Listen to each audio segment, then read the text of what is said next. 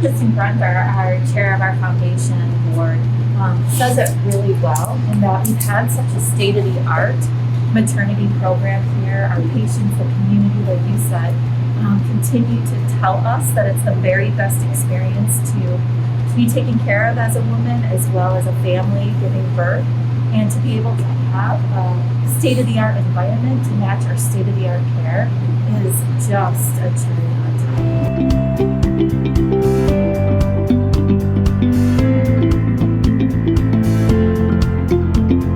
And what's neat kind of about the room is how we designed it.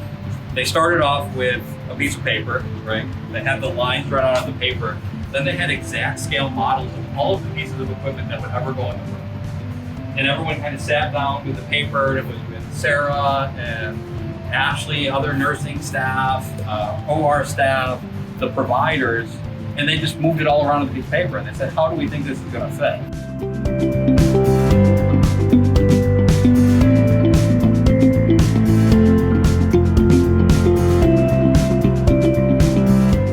Well, obviously, this project is very important to me in the county of Oneida, and seeing the progress that is being made in the maternity surgical suite is just outstanding.